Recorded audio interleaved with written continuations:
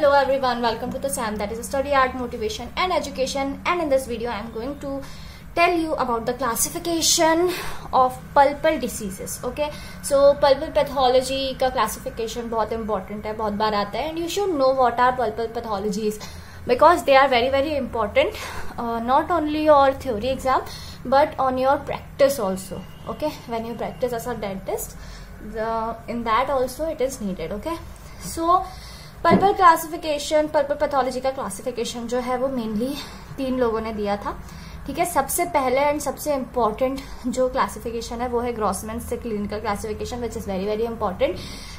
Other 2 जो है वो अगर आपको नहीं भी याद रहते हैं इट्स ओके, लेकिन आपको ग्रॉसमैन क्लिनिकल क्लासिफिकेशन तो आना ही चाहिए. Okay, so coming to the Grossman clinical classification, other than that we have Seltzer's and Bender's classification and English classification. Okay, अभी ग्रॉसमैन क्लासिफिकेशन देखते हैं. बहुत इजी. ठीक है, सबसे पहले it is divided into 3 parts.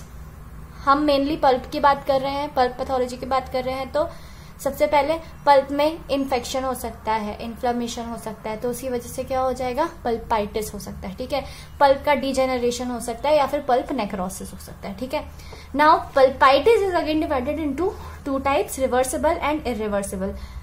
very important. Okay, in reversible it is of 2 type again, symptomatic also called acute and asymptomatic which is chronic. Okay, irreversible is again of 2 type, acute and chronic. In acute we have abnormally responsive to cold. When there is acute irreversible pulpitis, there is a abnormal responsive to cold, यानी कि cold application जब भी patient लेगा तो उसे झंझनाहट हो सकती है, बहुत ज्यादा पेन हो सकता है और यहाँ पे कंटिन्यूअस पेन होगा.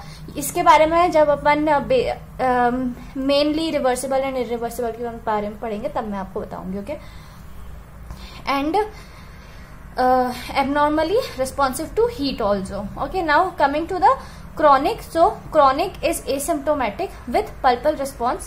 इसमें आपका hyperplastic pulpitis भी आ सकता है और internal resorption भी आ सकता है. Okay, coming to pulp necrosis. So it is of only 2 types. First is calcific and ये आपको calcific radiographic diagnosis में ही देखने को मिलेगा. Other than that there is a histological diagnosis. Okay, coming to the next thing, that is Seltzer's and Bender's classification. Seltzer's and Bender's classification क्या था, तो Seltzer's और Bender's का क्लासिफिकेशन क्लिनिकल टेस्ट और हिस्टोलॉजिकल डायग्नोसिस के basis पर था. ठीक है, उसके बेसिस पे इन्होंने 2 तरह के दिए थे, ट्रीटेबल एंड अनट्रीटेबल. ट्रीटेबल यानी कि जहां पर पल्प एक्सट्रैपेशन एंड एंडोडोंटिक ट्रीटमेंट नहीं है. अनट्रीटेबल जहां पर हमें एंडोडोंटिक ट्रीटमेंट की जरूरत पड़ेगी. ओके, तो इसमें मेनली क्या आ जाएगा, इसमें मेनली आपका आ जाएगा इसमें मेनली आपका रिवर्सिबल पल्पाइटिस आ जाएगा, जो हमने ग्रॉसमैन क्लिनिकल क्लासिफिकेशन में देखा था. ओके, क्योंकि रिवर्सिबल में ये उसका मेन कैरेक्टरिस्टिक होता है कि अगर रिवर्सिबल पल्पाइटिस है तो वापस टूथ जो है वो अपने वापस रिपेयर हो सकता है और वो अपनी करेक्ट पैथोलॉजी में आ सकता है वापस से, अगर उसे सही ट्रीटमेंट मिले तो.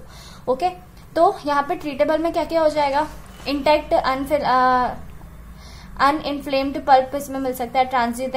उसके बाद there will be a transition stage. Transition stage में भी कुछ नहीं हो, कोई ट्रीटमेंट नहीं होता है, तो there will be atrophic pulp.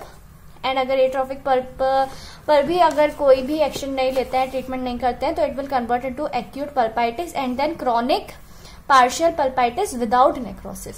Now with necrosis हो गया तो it is untreatable, it will come under untreatable. Okay, तो chronic partial pulpitis with necrosis, chronic total pulpitis and total pulp necrosis. So this is a classification given by Seltzer's and Bender's classification. 2 तरीके में उन्होंने divide किया था, treatable and untreatable. Okay, treatable and untreatable. Okay, तो यहाँ पर just a minute. Okay, now अब हम आ जाते हैं इंग्लिश क्लासिफिकेशन पे. तो इंग्लिश क्लासिफिकेशन 2 तरह से, इन्फ्लामेटरी चेंजेस और रेट्रोग्रेसिव चेंजेस. ठीक है, इन्फ्लामेटरी चेंजेस में हाइपर रिएक्टिव पल्पल्जिया आ सकता है, तो इसमें हाइपर सेंसिटिविटी या फिर हाइपरेमिया आ सकता है. एक्यूट पल्पेजिया में आपका आ जाएगा इंसिपिएंट, मॉडरेट और एडवांस, इसका लेवल बढ़ता जाएगा अगर आप ट्रीट नहीं करते। After that there will be chronic pulpalgia, then hyperplastic pulpitis and then pulp necrosis. After pulp necrosis retrogressive changes में आप देख सकते हैं एट्रोफिक पैपुलोसिस हो सकता है और या फिर कैल्सिफिक पैपुलोसिस हो सकता है। Okay, so these are the classifications and you should know the Grossman's clinical classification because it is very important. Okay, Grossman's clinical classification is the very important classification. ये क्वेश्चन सिर्फ ये आप क्वेश्चन जो है आपको एंडो में पूछा जा सकता है, पीडो में पूछा जा सकता है, OMR में पूछा जा सकता है। यू कैन सी यहाँ पर 4 सब्जेक्ट्स में ये क्वेश्चन लगातार पूछा जाता है, तो you should know this classification. Okay, so this is it in I will see you in our next video, and if this video helps you in your academics, then I would be really grateful. And if you want these notes, you just have to mention your mail ID in a comment section and subscribe to the channel. Okay, and I'll see you in our next video. Thank you so much for watching.